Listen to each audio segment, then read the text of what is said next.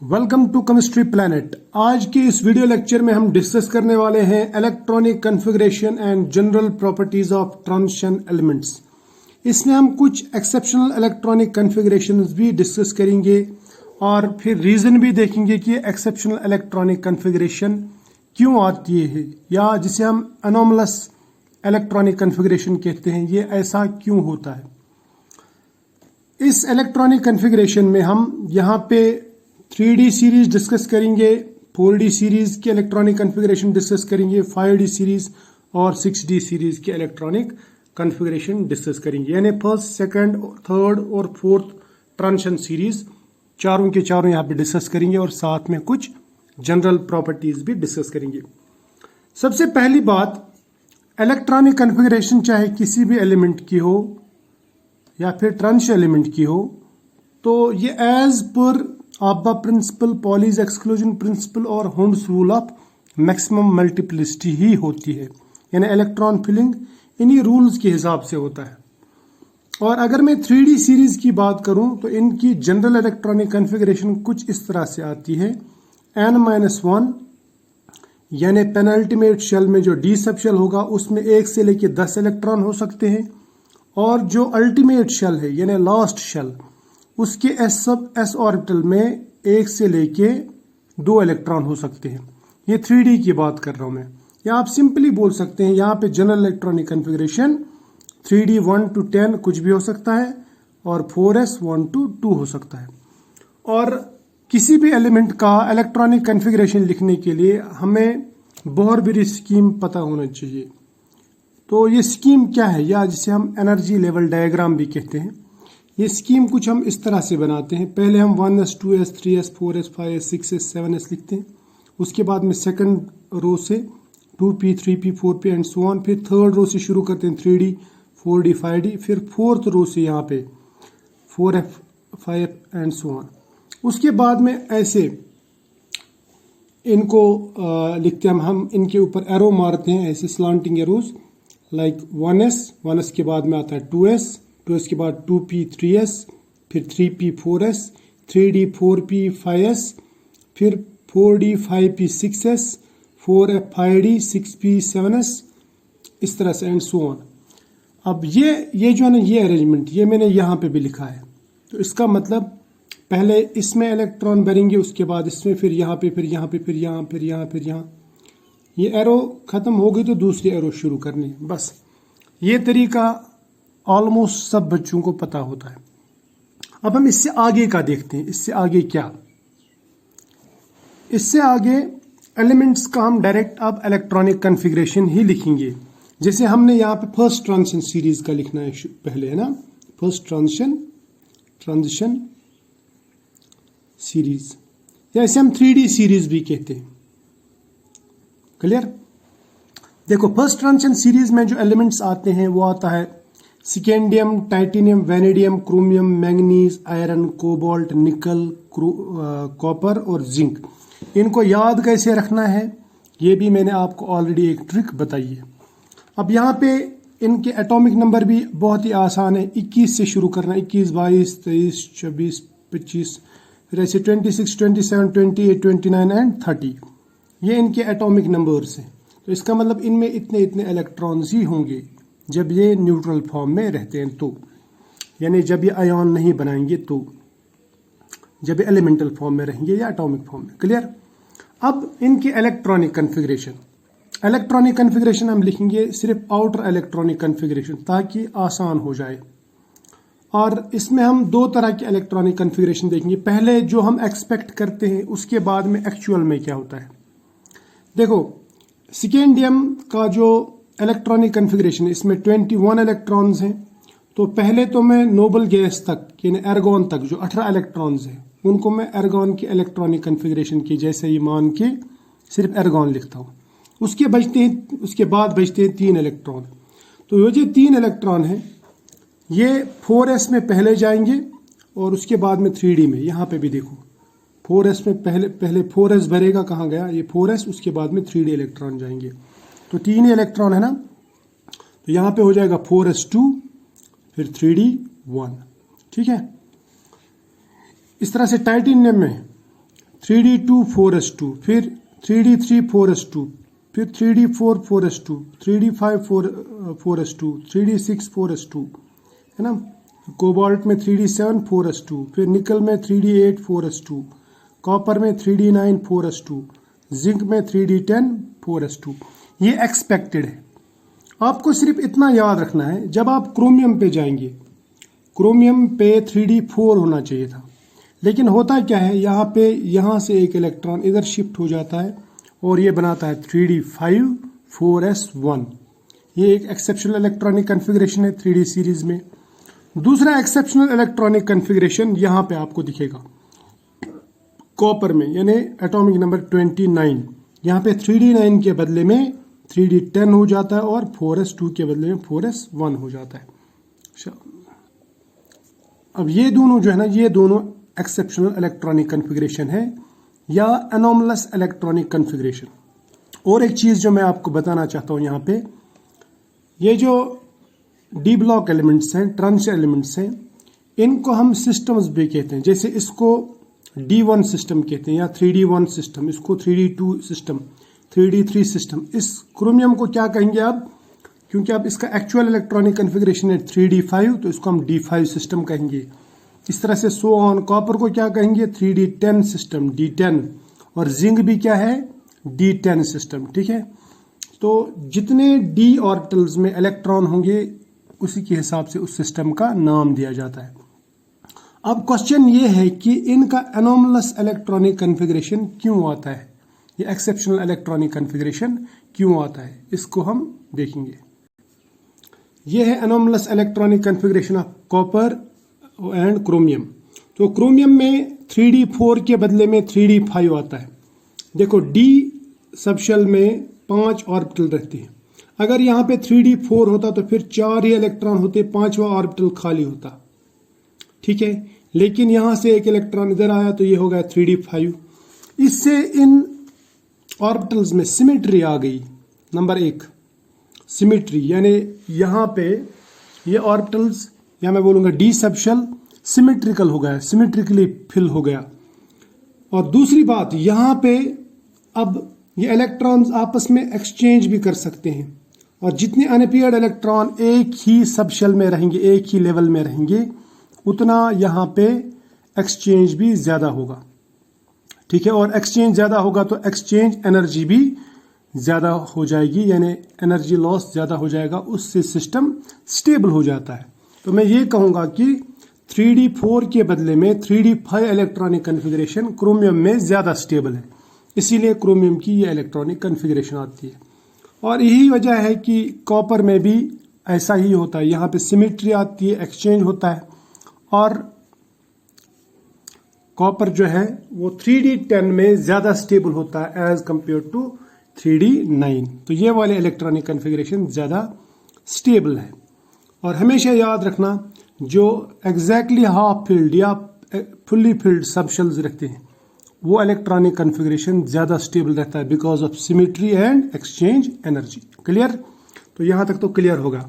अब हम आते हैं सेकंड ट्रांजिशन सीरीज यानी 4D सीरीज पे। 4D सीरीज में जो एलिमेंट्स रहते हैं वो देखेंगे कौन कौन से, उसके बाद में उनके सिंबल्स भी देखेंगे, और एक्सपेक्टेड इलेक्ट्रॉनिक कन्फिग्रेशन देखेंगे, और एक्सपेक्टेड के बाद में एक्चुअल इलेक्ट्रॉनिक कन्फिग्रेशन भी डिस्कस करेंगे।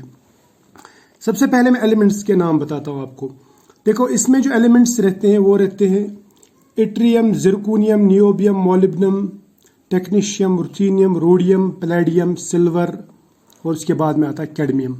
और इनके सिंबल्स यहाँ पे है, जैसे इट्रियम का 29, इट्रियम का Y है सिंबल, और इसका एटॉमिक नंबर है 29। इसका मतलब 39 इलेक्ट्रॉन्स है इसमें।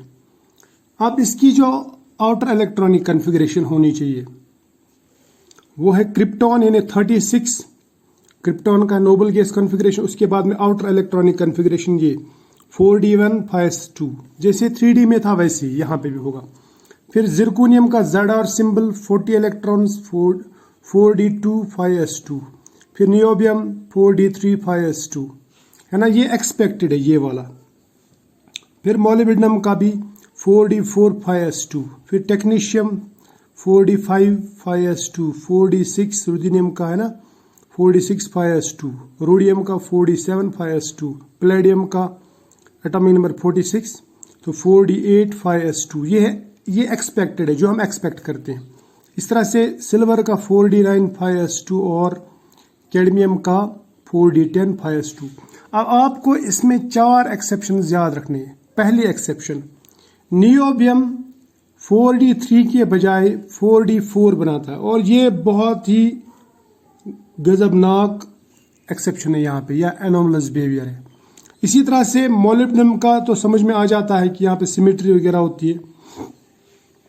तो मोलिब्डेनम का 4d4 के बदले 4d5 और 5s2, लेकिन ये आपको याद रखना पड़ेगा नियोबियम का।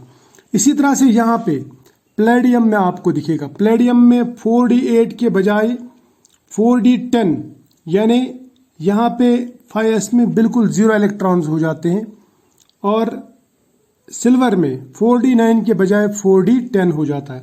तो ये 4 एक्सेप्शनल इलेक्ट्रॉनिक कन्फिग्रेशन है। तो 4d सीरीज के एक्सेप्शनल इलेक्ट्रॉनिक कन्फिग्रेशन थोड़े ज़्यादा ही है।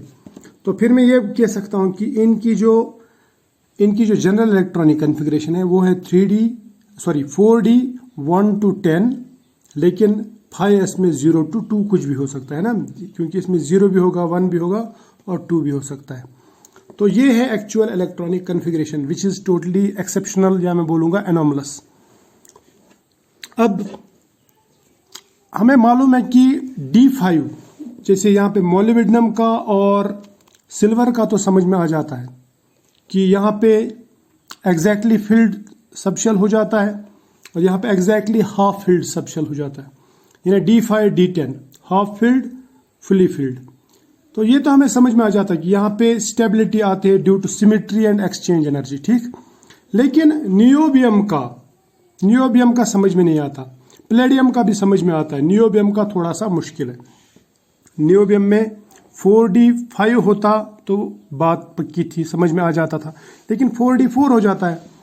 तो यहाँ पे जो exceptional electronic configuration of niobium है, ये इजी नहीं एक्सप्लेन करना, क्योंकि इसमें बहुत सारे फैक्टर्स इन्वॉल्व होते हैं। एक तो एक्सचेंज एनर्जी भी होती है, क्योंकि यहाँ पे 4 अनपेयर्ड इलेक्ट्रॉन्स हैं, और यहाँ पे electron nucleus attraction, electron repulsion, shielding effect of electron by another electron, इस तरह से एक्सचेंज फोर्सेस, ये सब फैक्टर्स एक साथ काम करके इसमें ये एनोमलस इलेक्ट्रॉनिक कन्फिग्रेशन लाते हैं, ठीक है। तो ये हो गई 2 series, first transition series and second transition series.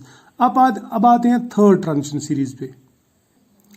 Third transition series को हम 5d सीरीज भी कहते हैं, और इसमें जो एलिमेंट्स रहते हैं वो शुरू हो जाते हैं लेंथेनम से, लेकिन लेंथेनम के बीच बाद में यहाँ पे लेंथेनाइड्स आते हैं, तो गैप आती है 14 एलिमेंट्स का गैप। तो पहले आप एलिमेंट्स देखो इसमें कौन कौन से, बात समझ में आ जाएगी। एक है लेंथेनम La, हॉफनियम HF, है ना, फिर टेंटलम Ta, टंगस्टन का W, यानी वुल्फ्रेनियम एक्चुअली नाम है इसका।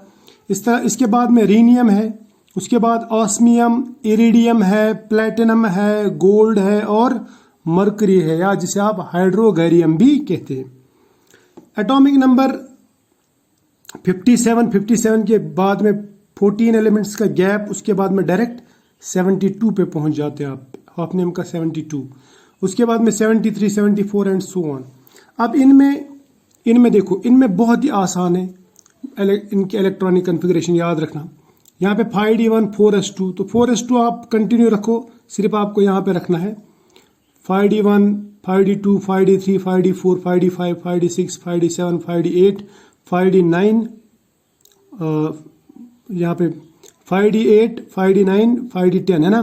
लेकिन ये जो 5d8 है ना, 5d8 में एक्सेप्शन आती है हमें, 5d8 के बदले में यहाँ पे 5d9 इलेक्ट्रॉनिक कन्फिग्रेशन आती है, 8 नहीं रहता 9 हो जाता है, और उसकी वजह भी वही है जो मैंने आपको नियोबियम के लिए बताया।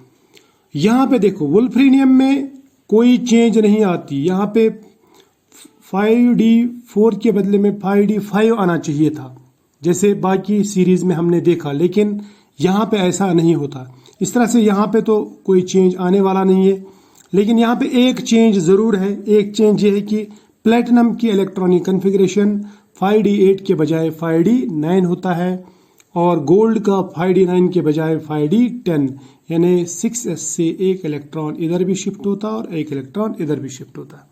तो ये बात याद रख लेना, और ये याद रखने के लायक भी है बात, ठीक है। ये थे इसके एक्सेप्शनल इलेक्ट्रॉनिक कन्फिग्रेशन, ये दो। अब हम आते हैं फोर्थ सीरीज पे, फोर्थ ट्रांजिशन सीरीज, जो हम यहाँ पे लास्ट में डिस्कस करने वाले हैं। इसके बाद में हम कुछ प्रॉपर्टी डिस्कस करेंगे। फोर्थ ट्रांजिशन सीरीज को हम 6D सीरीज भी कहते हैं, और इसमें जो एलिमेंट्स हैं हमारे पास में, पहले इन एलिमेंट्स के नाम याद रखना और इनके सिंबल भी याद रखना।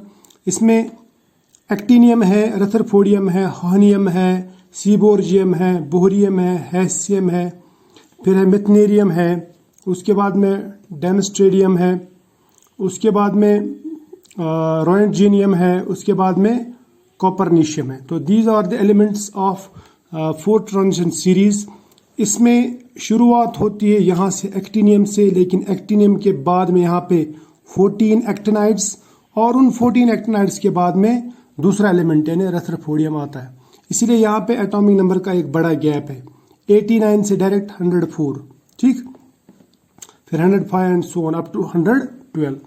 यहाँ पे जो इलेक्ट्रॉनिक कन्फिग्रेशन है वो है 61 7s2, और फिर यहाँ पे 62 7s2। यहाँ पे ये जो एलिमेंट्स है, ये जो मैंने लिखा है 5 5 14, इसका मतलब ये एक्टिनाइड्स के बाद में आता है। यहाँ पे बीच में 14 इलेक्ट्रॉन 5f में जाते हैं, ठीक है, लेकिन आउटर इलेक्ट्रॉनिक कन्फिग्रेशन यही रहेगी, आप याद रखना। देखो 61 62 63 64, यहाँ पे भी कोई चेंज नहीं आता, देखो सेम है, यानी एक्सपेक्टेड और एक्चुअल सेम है। 64 के बदले 65 नहीं होता। इसके बाद में 65 66 67 68 69 के बदले में यहाँ पे रोएंटजेनियम में 6010 आता। तो ये एक अकेला एक्सेप्शनल इलेक्ट्रॉनिक कन्फिग्रेशन है, या मैं जिसको बोल सकता हूँ एनोमलस इलेक्ट्रॉनिक कन्फिग्रेशन। उसके बाद में कॉपरनीशियम में यानी CN में same electronic configuration, no change. तो आपको ये एक्सेप्शनल इलेक्ट्रॉनिक कन्फिग्रेशन याद रखनी है, बाकी आपको सीधा जैसे ऊपर से नीचे तक एक एक इलेक्ट्रॉन डी सबशेल में बढ़ाते जाना है, बस एक्सेप्शनल को याद रखना, ठीक है। अब हम आते हैं नेक्स्ट, यानी general properties of D block elements. इसको मैं बहुत ही शॉर्टकट में बताऊंगा। देखो सबसे पहले डी ब्लॉक एलिमेंट्स जो है ना, ये मेटल्स हैं और ये हार्ड रहते हैं, हार्ड, एक्सेप्ट लास्ट ग्रुप जो रहता है उसमें, यानी डी ब्लॉक का लास्ट जो है 12th ग्रुप, जिसमें जिंक, कैडमियम और मरकरी रहते हैं, वो सॉफ्ट रहते हैं, बाकी ये सब हार्ड रहते हैं, ब्रिटल। इनका melting point high, boiling point high, ठीक है, और higher than non transition element metals मैं बोल सकता हूँ रहता है, ठीक है। उसके बाद में टंगस्टन और रेनियम की अगर मैं बात करूं तो इसका मेल्टिंग पॉइंट इनका मेल्टिंग पॉइंट 3000 से भी ज़्यादा होता है, और ये सभी मेटल्स गुड कंडक्टर्स रहते हैं, good conductors of heat and electricity, generally ऐसा ही होता है। और इनकी डेंसिटीज भी हाई रहती है, जैसे ऑस्मियम और इरिडियम की जो डेंसिटीज है वो इन द रेंज 23 ग्राम्स पर क्यूबिक सेंटीमीटर।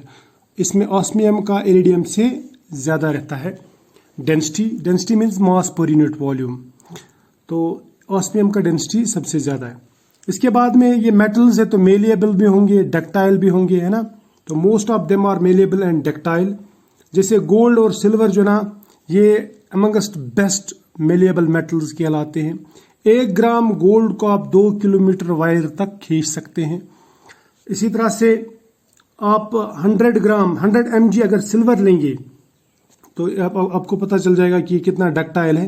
100 ग्राम mg अगर आप सिल्वर लेंगे, आप उसको 200 मीटर लॉन्ग वायर में खींच सकते हैं, इतना ये डक्टाइल है। क्लियर। इसी तरह से मेटल्स जो रहते हैं, मेटल्स मीन्स ये इलेक्ट्रोपॉजिटिव रहते हैं। मेटल्स का नेचर ये इलेक्ट्रोपॉजिटिव नेचर, यानी टू लूज इलेक्ट्रॉन्स। तो ये इलेक्ट्रोपॉजिटिव होंगे, फिर ये है इलेक्ट्रोपॉजिटिव और अच्छे खासे इलेक्ट्रोपॉजिटिव। और एक खासियत क्या है इनमें, ये आपस में मिल सकते हैं, यानी आपस में आप मेटल्स को मिला के मेटेलिक सॉल्यूशंस बना सकते हैं, सॉलिड सॉल्यूशंस, जिनको आप एलॉयज कहते हैं, ठीक है। और ज़्यादातर ये जो मेटल्स हैं ये कलर्ड कंपाउंड्स बनाते हैं। ट्रांजिशन एलिमेंट्स की ज़्यादातर मेटल्स कलर्ड कंपाउंड्स बनाते हैं, और वैसे भी इनका कलर अलग अलग ही रहता है। जैसे कॉपर का एक अलग कलर है, सिल्वर का अलग कलर है, इस तरह से गोल्ड का एक अलग कलर है ना। और कंपाउंड्स में तो ये जो आयन्स बनाते हैं या कंपाउंड्स बनाते हैं वो भी कलर्ड बनाते हैं। और इनमें एक टेंडेंसी रहती है टू फॉर्म कॉम्प्लेक्सेस, और ये वेरिएबल ऑक्सीडेशन स्टेट दिखाते हैं, यानी इनके oxidation state more than one रहते हैं, सेवरल ऑक्सीडेशन स्टेट्स रहते हैं जो हम आगे डिस्कस करने वाले हैं। और जनरली पैरामैग्नेटिक इन नेचर रहते हैं, यानी ये मैग्नेटिक फील्ड की तरफ अट्रैक्ट होते हैं जनरली। ठीक है, ये भी हम आगे डिस्कस करेंगे इन डिटेल। और ये इंटरस्टिशियल कंपाउंड्स भी बनाते हैं, जैसे हाइड्रोजन, बोरॉन, कार्बन, नाइट्रोजन, इनके साथ में इंटरस्टिशियल कंपाउंड्स बनाते हैं। यानी ये जो है ना छोटे छोटे एलिमेंट्स, ये इनकी इंटरस्टाइसिस यानी वॉइड्स में फंस जाते हैं। ठीक है, और इसके अलावा इन मेटल्स में most of the metals are used as catalysts. ठीक है, in their native form, in direct form या फिर कंपाउंड फॉर्म। इसी तरह से अगर मैं एक बात कहूं कि जो ट्रांस एलिमेंट्स हैं ये हॉरिजेंटली ज़्यादा सिमिलर रहते हैं एक दूसरे के साथ एज कम्पेयर टू वर्टिकली। जैसे नॉन ट्रांस एलिमेंट्स में कैसा रहता है, उनमें एक ग्रुप के एलिमेंट ज़्यादा सिमिलर रहते हैं, लेकिन यहाँ पे पीरियड में ज़्यादा सिमिलरिटी होती है। तो आई होप यहाँ तक आपको समझ में आया होगा जो मैंने बात कही। अब आगे का मैं डिस्कस करूँगा नेक्स्ट वाले लेक्चर में।